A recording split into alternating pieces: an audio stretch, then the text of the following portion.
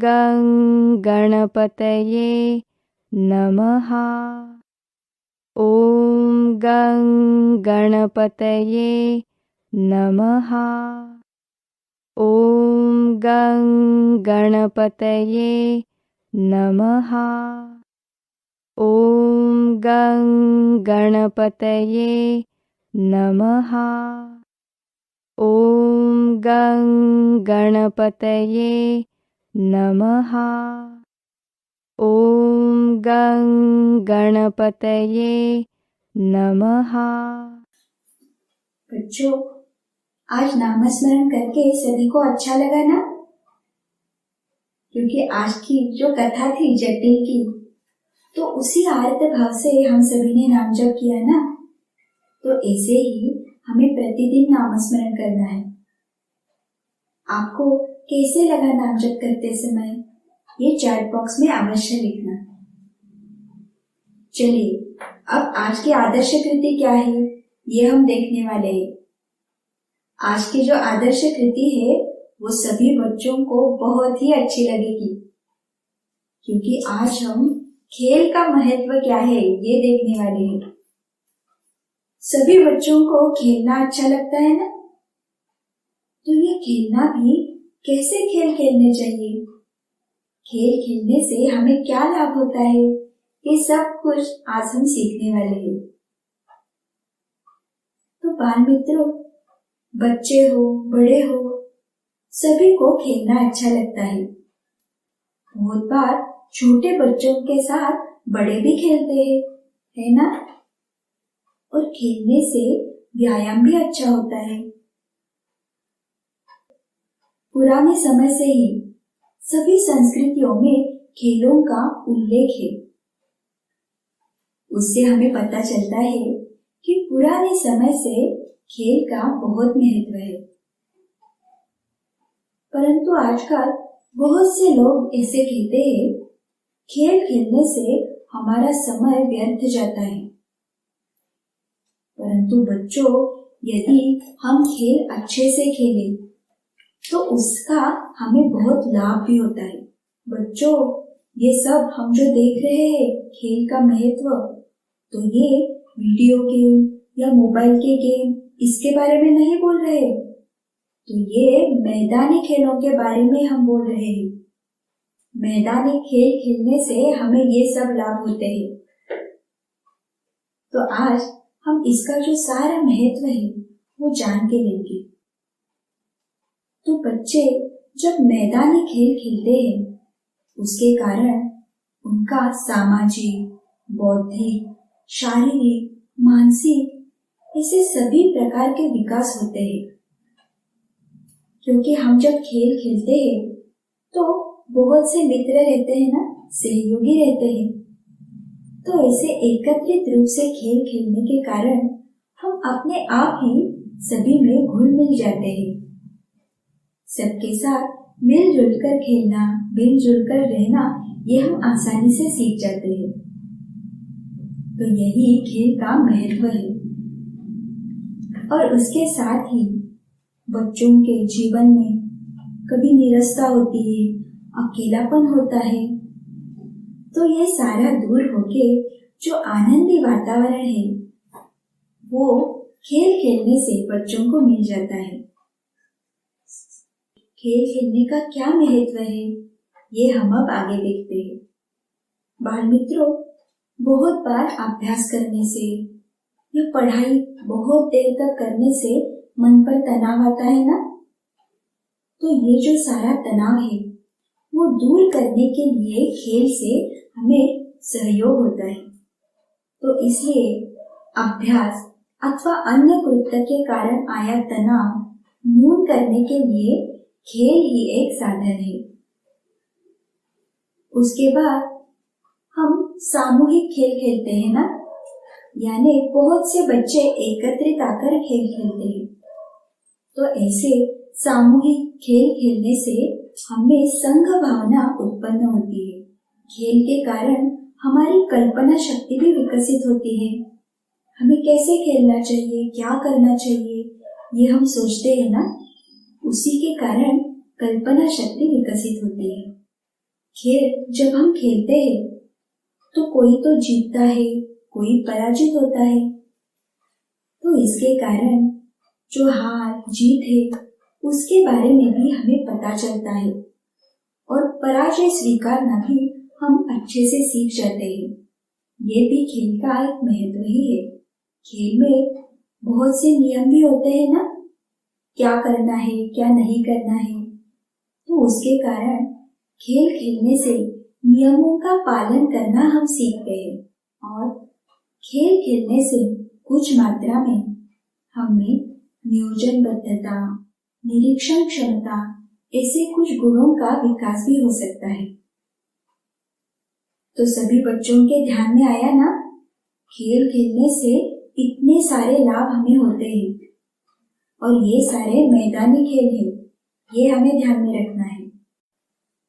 हम साइकिल चलाते हैं या अन्य भी कुछ मैदानी खेल जब खेलते हैं तो उसके कारण हमारा बल बढ़ता है, हमारी जो मांसपेशियां हैं उन पर अच्छा परिणाम होके हमारा शरीर सुदृढ़ हो जाता है। तो ये शारीरिक विकास भी होता है। और उसी के साथ ही बच्चों, आपको अगर याद हो, जब हम बाल वर्ग में थे तो हमें कैसे सिखाते थे? कोई तो खेल, खिलौने ये सब लेके फिर हमें सिखाते थे ना। और उसी की वजह से हमारी मानसिक क्षमता भी बढ़ती है। तो ये भी खेल खेलने का ही एक लाभ है। और बच्चों, यदि कोई बालक अपनी जो भावना है वो व्यक्त नहीं कर पाता तो उसका परिणाम वो तोड़फोड़ करने में करता है। अपने मन में जो भी भावना है तो उसे व्यक्त करने के लिए खेल में वो मारपीट करना, तोड़फोड़ करना ऐसे भी कर सकता है। तो इसलिए जब हम खेलेंगे तो खुले मन से हमें खेलना चाहिए। सभी को ध्यान में आया? तो ये सारे मैदानी खेल के बारे में हमने देखा। तो इन मैदानी खेलों के साथ हमें मर्दानी खेल भी खेलने चाहिए। आपको प्रश्न पड़ा ना, मर्दानी खेल यानी क्या? मैदानी खेल यानी आप देख सकते हो ना, हम जो खेलते हैं खो खो, कबड्डी, जो भी भारतीय खेल है, जो भी हम मैदान में खेलते हैं उसे मैदानी खेल कहते हैं। और जो मर्दानी खेल होते हैं वो विशेष होते हैं। मर्दानी खेल खेलने से हमारे मन में निर्भयता, निडरता आती है। जैसे छत्रपति शिवाजी महाराज खेलते थे तो वो कौन से खेल खेलते थे? सूर्य नमस्कार, दंड बैठका लगाना या फिर तलवारबाजी करना, घोड़े पे सवार होके घूमना, ये सारे उनके खेल थे। और इन खेलों के कारण क्या होता था? तो उनमें निर्भयता, क्षात्र वृत्ति, अन्याय के विरुद्ध मन में चीड़ होना और नेतृत्व गुण, ये सारे गुण उनमें थे क्योंकि वो मर्दानी खेल खेलते थे। तो बाल मित्रों, गुण यही हमारे जीवन की नींव है। तो अगर हम स्वयं से ही ये मर्दानी खेल खेलेंगे ना तो ये सारे गुण हम में भी विकसित हो सकते हैं। तो सभी बच्चे ऐसे मर्दानी खेल खेलने की भी अवश्य तैयारी कर सकते हैं। परंतु आजकल हम देखते हैं ना कि बहुत से बच्चे काल्पनिक खेल खेलने में ही आनंद लेते हैं जो कि वास्तविक नहीं होते। वीडियो गेम या संगणक पे भी जो गेम खेलते हैं, मोबाइल पे गेम खेलते हैं, ये सारे विनाशकारी और विकृत प्रकार के होते हैं। ये गेम कैसे होते हैं बाल मित्रों, आपको पता है क्या? कैसे भी गाड़ी चलाना उल्टी सीधी, या फिर कोई भी सामने आया तो उसे बंदूक मारना, या फिर किसी को भी गोली मारना, मार डालना। तो इस खेलों से हमें क्या सीखने को मिलेगा? तो ये खेल बार बार खेलने से हमारा मन दुखी और विकृत हो जाता है तो ये अच्छी बात नहीं है। और ये खेल खेलते खेलते क्या होता है ना, ये बच्चे वास्तविक जीवन भूल ही जाते हैं। उनका पूरा विश्व काल्पनिक जैसा हो जाता है, विकृत हो जाता है। तो हमें ऐसे नहीं होना है ना, इसलिए हम ये जो सारे खेल है उन पर बहिष्कार डालेंगे। ये खेल खेलने से बच्चे आत्म केंद्री बन जाते हैं। हमें अपने राष्ट्र के लिए, धर्म के लिए कुछ करना है, ये बात उनके मन में भी नहीं आती। और उसके कारण फिर वो राष्ट्र के लिए, धर्म के लिए त्याग कैसे करेंगे? राष्ट्र के प्रति अभिमान उनके मन में कैसे जागृत होगा?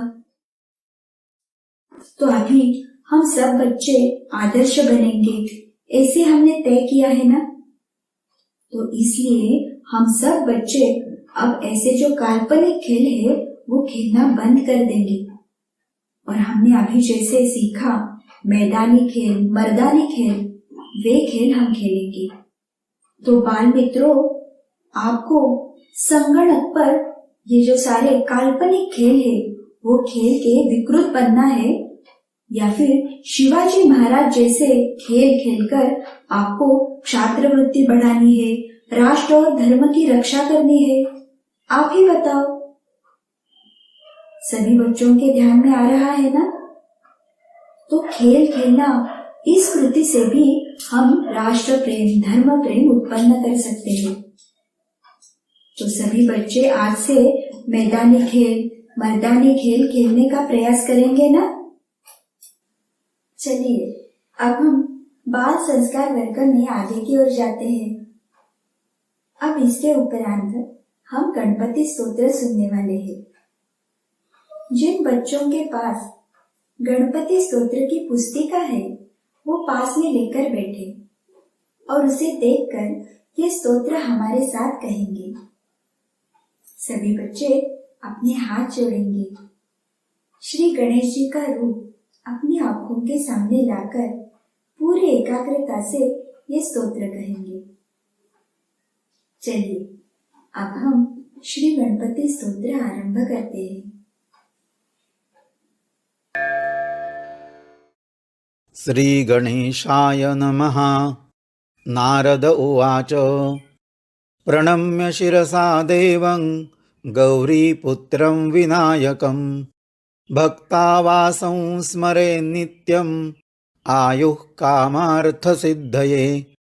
प्रथमं वक्रतुण्डं च एकदन्तं द्वितीयकं तृतीयं कृष्णविङ्गाक्षं गजवक्त्रं चतुर्थकं लम्बोदरं पंचमं च षष्ठं विकटमेव च सप्तमं विघ्नराजेन्द्रं धूम्रवर्णं तथाष्टमं नवमं भालचन्द्रं च दशमं तु विनायकम् एकादशं गणपतिं द्वादशं तु गजाननं द्वादशैतानि नामानि त्रिसन्ध्यं यः पठेन्नरः न च विघ्नभयं तस्य सर्वसिद्धिकरं प्रभो।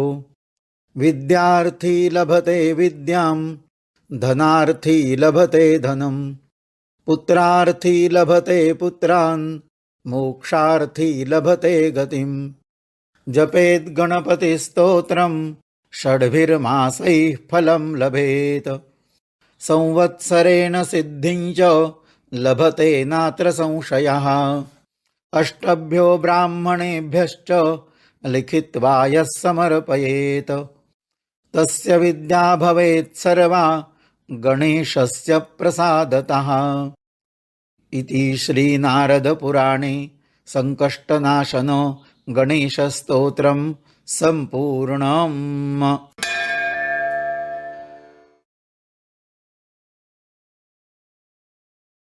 बच्चों, ये स्तोत्र सुन के सभी को अच्छा लगा ना? तो अब आप ये स्तोत्र घर पे भी सुन सकते हो, क्योंकि सनातन संस्था लेकर आई है सनातन चैतन्य वाणी ऑडियो ऐप। ये ऐप आप गूगल प्ले स्टोर से डाउनलोड कर सकते हैं। इसमें जो भी श्लोक स्तोत्र है वो सारे एक बार डाउनलोड करने के बाद आप बिना इंटरनेट के भी सुन सकते हो और पढ़ भी सकते हो।